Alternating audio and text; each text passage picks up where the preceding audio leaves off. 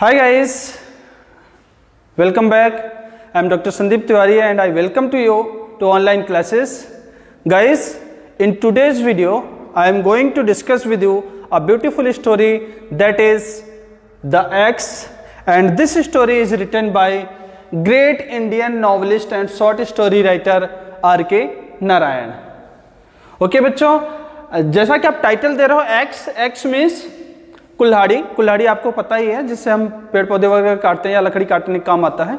तो पूरी जो स्टोरी है वो एक्स पे बेस्ड नहीं है. ये एक्स लास्ट सीन में आएगा, but it is related to this story and it is an important part of the story. So the title of the x is given by R K Narayan. Okay बच्चों, तो चलिए इसका introduction और इसकी summary को हम वन बाय वन डिस्कस करते हैं. Let's start. So first of all let's see the introduction of the writer, then we will discuss the summary of the story and at the last we will discuss या we will see what is the theme behind this story. तो चलिए देखते हैं. Narayan was born in Madras in a South Indian Brahmin family. R K Narayan जो इसका writer है वो मद्रास में एक ब्राह्मण फैमिली में जन्म लिया. After the completion of graduation he could not continue his study. Graduation complete करने के बाद वो अपनी स्टडी को कंटिन्यू नहीं रख सका. He became a clerk but he could not continue this job because it was monotonous for him. इसके बाद नारायण ग्रेजुएशन के बाद उसने क्लर्क का जॉब लिया, बट वो इसको भी ज़्यादा दिन तक कायम नहीं रख सका, ज़्यादा दिन तक नहीं कर पाया. क्यों? क्योंकि क्लर्क का जॉब उसको या उसके लिए मोनोटोनस था. मोनोटोनस मतलब नीरस था, उसका इंटरेस्ट नहीं था इस जॉब में. फिर क्या किया? ही रिजाइंड इट. उसने इससे रिजाइन कर दिया, छोड़ दिया इस जॉब को. And become a teacher. और फिर वो एक टीचर बन जाता है. आफ्टर अ मंथ और सो, एक महीने या इससे थोड़ा सा और ज़्यादा, he left the job of the teacher also. उसने टीचर का भी जॉब छोड़ दिया and decided to devote himself to writing. और उसने डिसाइड किया कि अब वो अपने आप को कहाँ लगाएगा? राइटिंग में, मतलब राइटिंग का काम स्टार्ट करेगा. It brought him great success as a novelist and a short story writer.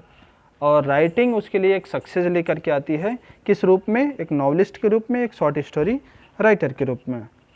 Are K Narayan is one of the most reputed Indian English writers. R K Narayan Indian writer, जो reputed Indian writers थे उनमें से एक है. Much of his work deals with the trials and troubles of 20th century Indian life. Mostly उसके जो works हैं ना वो किससे रिलेटेड हैं? जो परेशानियां, जो स्ट्रगल 20th सेंचुरी 20वीं शताब्दी के भारतीय समाज में देखने को मिलती थी या भारतीयों की लाइफ में देखने को मिलती थी, उससे रिलेटेड उसके वर्क्स हैं. His novels and stories originated from his own regional experience. उसके जो नॉवेल्स हैं, उसके जो स्टोरीज हैं, वो किससे रिलेटेड हैं? उसके खुद के अपने रीजनल एक्सपीरियंस, अपने आसपास के क्षेत्र से ही रिलेटेड हैं, या आसपास के क्षेत्र में जो उसने फील किया उससे रिलेटेड हैं. Most of his writings centre round fictitious town named Malgudi. जैसा कि हमने बैचलर ऑफ आर्ट्स में भी बताया था आपको कि उसके मोस्टली वर्क्स जो है ना कहाँ से रिलेटेड हैं? उसके एक फिक्सिशियस, एक काल्पनिक प्रदेश जिसका नाम है मालगुडी, उससे रिलेटेड है. ओके, तो ये हमने राइटर के इंट्रोडक्शन के बारे में देखा. चलिए अब हम स्टोरी को डिस्कस करते हैं या स्टोरी के बारे में देखते हैं. नहीं, इस पेज पे भी राइटर के बारे में थोड़ी सी और जानकारी लेते हैं. Narayan's first novel Swami and friends appeared in 1935 and was well received in England and elsewhere. Narayan का फर्स्ट जो नॉवेल था वो था स्वामी एंड फ्रेंड, और ये 1935 में पब्लिश हुआ और इसको बहुत सराहा गया या एडमायर किया गया, न केवल इंग्लैंड में ही बल्कि और जगहों पर. This novel narrates the adventure of a group school boys. ये नॉवेल किसके बारे में बताता है? एक स्कूल बॉयज़ का ग्रुप है, उनके एडवेंचर्स के बारे में. In his works, Narayan typically portrays the characteristics of human relationship and ironies of Indian daily life. अपने वर्क्स में वो किसके बारे में बताता है या नारायण किसको एक्सप्लेन करता है, तो वो अपने वर्क्स में, अपनी रचनाओं में ह्यूमन रिलेशनशिप के बारे में बताता है, जो मानव के रिलेशनशिप हैं उनके बारे में बात करता है। और जो व्यंग देखने को मिलता है, जो हमें कटाक्ष देखने को मिलता है इंडियन डेली लाइफ में, भारतीयों के रोज़मर्रा की ज़िंदगी में जो हमें कमियां देखने को मिलती हैं, उस पर कटाक्ष करते हुए लिखा है इसने। किसने?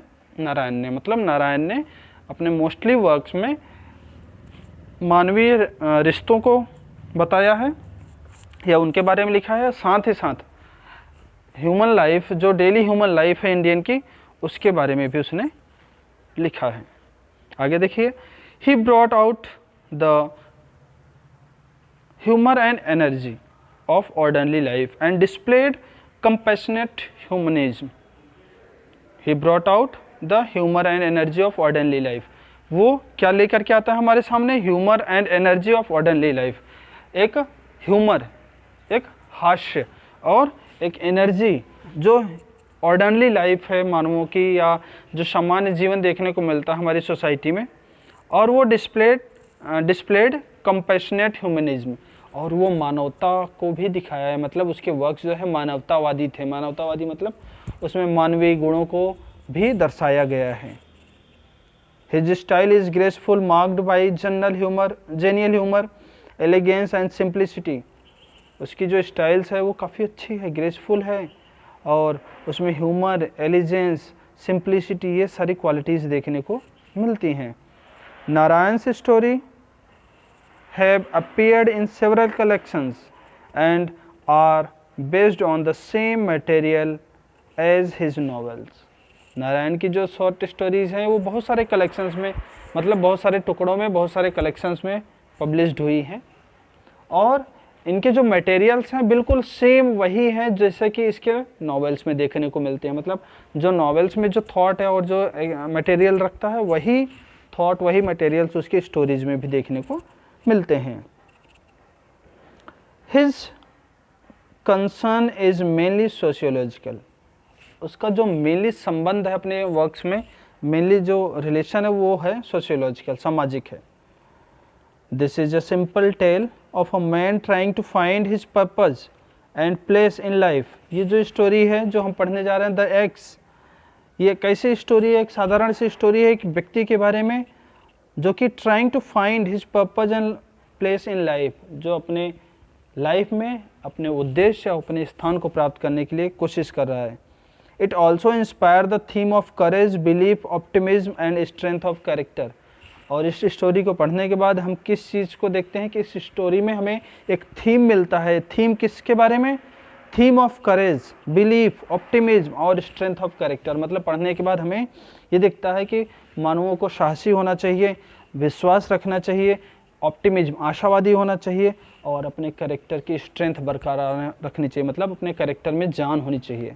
इन सारी चीज़ों के बारे में बात करता है वो इस स्टोरी में। आगे देखते हैं। अब ये स्टोरी देखें तो the x is a beautiful story about Velan. जो मेन कैरेक्टर है उस स्टोरी का वो कौन है? Velan, who looks after an excellent garden. About him an astrologer has predicted that he would live in 3-story house. जो स्टोरी है ये एक्स, ये किसके बारे में रिलेटेड है या किसके बारे में है? वेलन, जो एक मेन कैरेक्टर है और जो कि देखभाल करता है एक एक्सीलेंट, एक बहुत बड़े अच्छे गार्डन की, मतलब गार्डनिंग का काम करता है, माली की तरह रहता है। उसके बारे में किसी एस्ट्रोलॉजर ने, किसी भविष्य वक्ता ने ये डिसाइड किया या अनाउंस किया है, प्रेडिक्ट किया, घोषणा की है कि वो एक दिन 3 मंजिला घर में रहेगा या 3 मंजिला इमारत में रहेगा। अब वेलान के बारे में जान ले। वेलान कैसा है? Velan came from poorest family in his village. Velan अपने गांव में गरीब से गरीब लोगों की फैमिली से रिलेटेड है, मतलब बहुत गरीब फैमिली से रिलेटेड है वो। एट द एज ऑफ 18, जब वो 18 साल का था, his father slapped his face in public. उसके फादर ने उसको पब्लिक के सामने थप्पड़ मारा। मतलब 18 साल की उम्र में उसके फादर ने उसको एक थप्पड़ मारा था लोगों के सामने। हुआ यूँ था कि वो अपने फादर को खेत में खाना देने के लिए जाता था, और खेत में खाना देने के लिए उस दिन वो देरी से पहुंचा था, और उसके फादर काफ़ी भूखे थे और इंतज़ार कर रहे थे। इस वजह से उन्होंने गुस्से में आकर के वेलान को एक थप्पड़ मार दिया सारे किसानों के सामने जो वहाँ पे वर्क कर रहे होते हैं। And he felt his house, sorry, and he left his house. और इस वजह से गुस्से में आकर के वेलान ने क्या कर दिया, अपना घर छोड़ दिया। After a few days of walking and begging he got a job of as a gardener. कुछ दिन घूमने के बाद, भीख मांगने के बाद, मतलब जगह जगह भटकने के बाद उसको एक गार्डनर का जॉब मिल जाता है, मतलब माली का जॉब मिल जाता है। The plot of land was large, और वो जो गार्डनिंग का या उस बगीचे का जो प्लॉट था वो काफ़ी लंबा चौड़ा था। Velan develops a beautiful relationship with his plants and flowers, he grows with them and prospers with them. Velan उन फ्लावर्स के साथ, उन प्लांट्स के साथ एक अच्छा रिलेशन कायम कर चुका था। मतलब गार्डनिंग करते करते वो पौधों के साथ, फूलों के साथ एक संबंध भी बना लिया था, एक आपस में रिलेशन भी डेवलप कर लिया था उसने। और साथ ही साथ ही grows with them and prospers with them, वो उनके साथ ही क्या हो रहा था, बढ़ता जा रहा था। मतलब उसकी एज भी उन्हीं पौधों के साथ, जैसे पौधे बढ़ते जा रहे थे उसकी एज भी बढ़ती जा रही थी, और धीरे धीरे वो प्रॉस्परस भी होता जा रहा था। जैसे पौधों में फूल, पत्तियाँ और फल आते रहे, आ जाते, वो प्रॉस्परस हो जाते, समृद्ध हो जाते। उसी तरह से वेलान भी काम करते करते, इनकम करते करते वो भी प्रॉस्परस होते जा रहा था। बट इसी समय क्या होता है, however this does not mean that life is full of roses and empty of any thorns। लेकिन इसका मतलब ये नहीं था कि उसकी लाइफ फुल ऑफ रोजेज, गुलाब के फूलों से भरी हुई थी और वहाँ पे कोई कांटे नहीं हैं, ऐसा नहीं था। Velan suffers huge losses all along. Velan ने बहुत सारे लॉसेज देखे थे, बहुत सारी चीज़ों को खोया था उसने। However Velan accept the tough truth of mortal life. फिर भी वेलान ने अपने नैतिक जीवन के ट्रुथ को या जीवन की सच्चाई को उसने एक्सेप्ट कर लिया था। The owner of the garden change over the years, but Velan steadfast in his commitment to his garden and its plant. कुछ सालों बाद जो उसका बूढ़ा मालिक था उसकी डेथ हो जाती है, और अब मालिक चेंज हो जाता है, उसके बेटे मालिक हो जाते हैं। लेकिन वेलान अभी भी स्टीड फास्ट बहुत मजबूती के साथ कमिटमेंट में है, या कमिटमेंट में है मतलब एक रिलेशन में है या एक एग्रीमेंट में है। किसके साथ? गार्डन के साथ और उन प्लांट्स के साथ। मतलब उसके ऑनर की डेथ हो जाती है, अब ऑनर जो है उसके बच्चे हो जाते हैं। ऑनर चेंज हो जाने के साथ भी या बाद भी वेलान अभी भी उन पौधों के साथ या उस गार्डन के साथ अभी भी अपने कमिटमेंट में टिका हुआ है या जुड़ा हुआ है। The owners of the garden changed over the years, but Velan stood fast in his commitment to his garden and its plant. वेलान्स weakest part of his devotion to plant। वेलान का सबसे कमज़ोर पार्ट उसकी लाइफ का या सबसे बड़ी कमज़ोरी जो थी उसकी वो ये थी कि वो उन प्लांट्स से क्या है डिवोटेड था, वो या उनके प्रति उसका लगाव बहुत ज़्यादा था। फिर क्या होता है, the newest owner of the garden decides to get rid of the garden itself. जो नया मालिक है या जो उसके पुराने मालिक के जो बेटे हैं उन्होंने ये डिसाइड किया कि वो गार्डन से छुटकारा पाएंगे, इससे पीछा छुड़ाएंगे। One day the property is sold to a builder who decides to cut off the most of trees and uproot the flower garden. एक दिन क्या होता है कि उस गार्डन को या उस ज़मीन को बेच दिया जाता है एक बिल्डर को, और बिल्डर ने ये डिसाइड किया कि सारे पेड़ यहाँ से काट दिए जाएंगे, सारे फ्लावर्स यहाँ से उखाड़ दिए जाएंगे और यहाँ पर एक होटल बनाया जाएगा। The fall of axe on his beloved trees margosa hurts him terribly and he decides to leave the place before the tree is cut.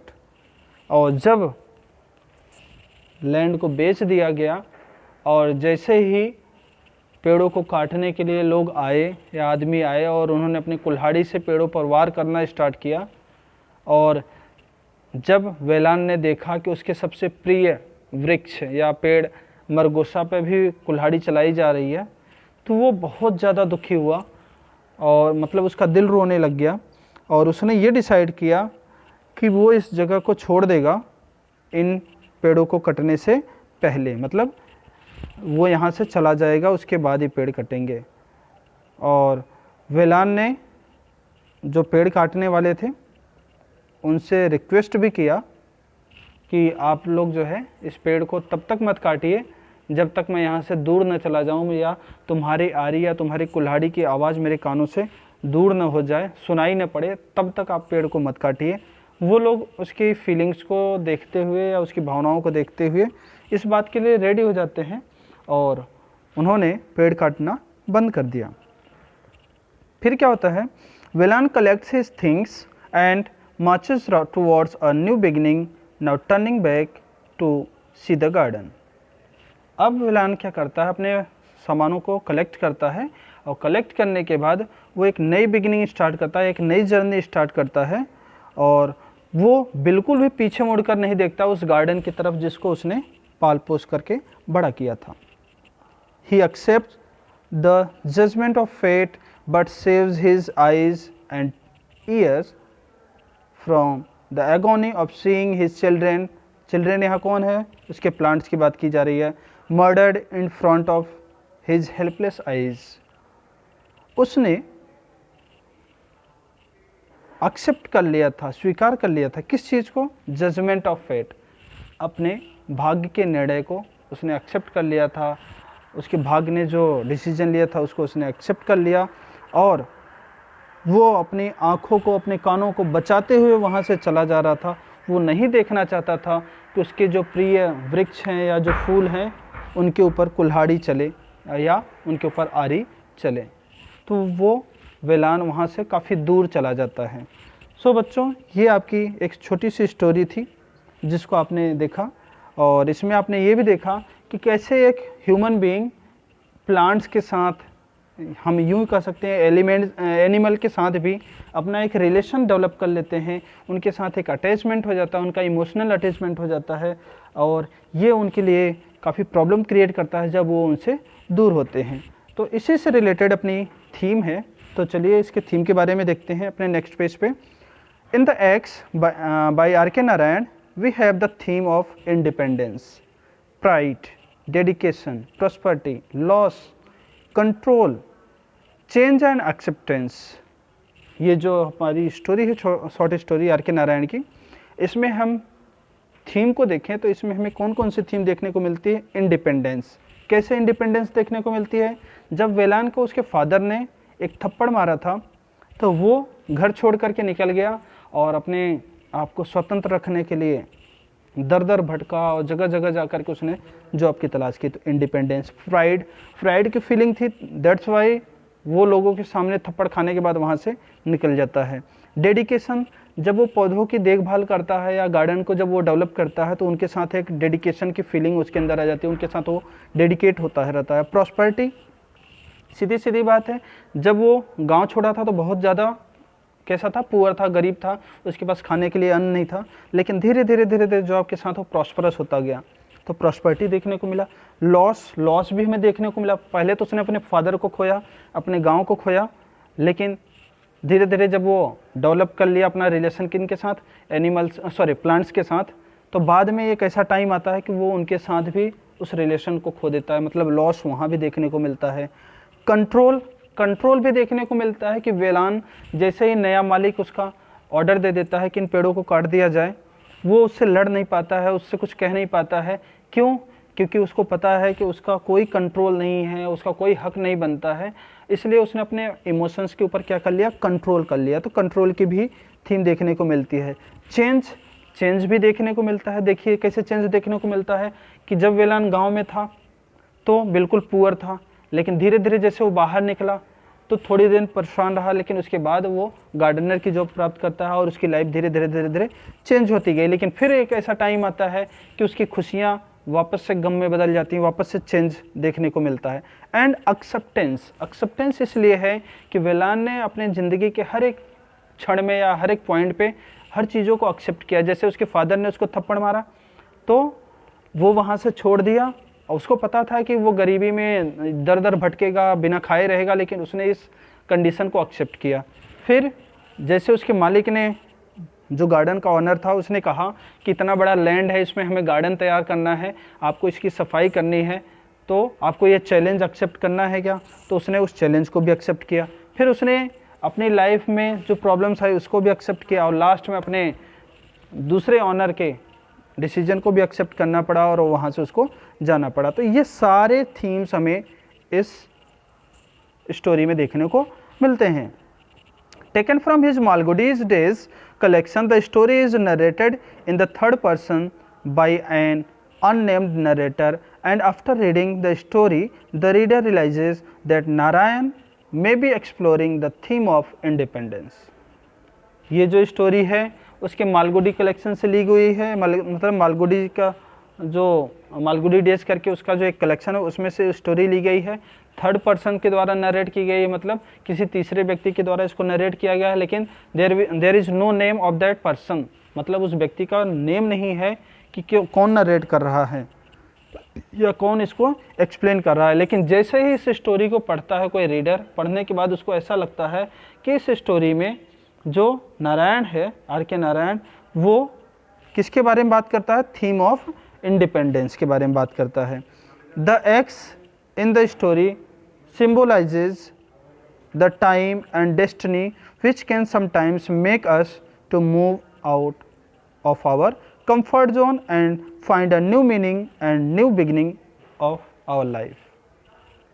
ये जो स्टोरी है द एक्स, ये किस चीज़ को सिंबलाइज करती है कि टाइम एंड डेस्टिनी, टाइम और डेस्टिनी, समय और भाग्य, विच कैन समटाइम्स, जो कि कई बार हमें मजबूर कर देता है कि हम अपने कंफर्ट जोन से, अपनी आरामदायक ज़िंदगी से निकल करके एक नई ज़िंदगी की तरफ या एक नई जर्नी की तरफ आगे बढ़ें या नई चीज़ की तलाश में आगे बढ़ें। तो बच्चों, जैसा आपने देखा इस स्टोरी को भी, कितनी प्यारी सी स्टोरी थी, और इसके थीम को भी देखा। तो I hope everything is clear to you, but if there is any problem you can ask me or you can discuss with me. So आज की क्लास में बस इतना ही, मिलते हैं नेक्स्ट क्लास में नेक्स्ट टॉपिक के साथ, एक नए टॉपिक के साथ। तब तक के लिए बाय बाय।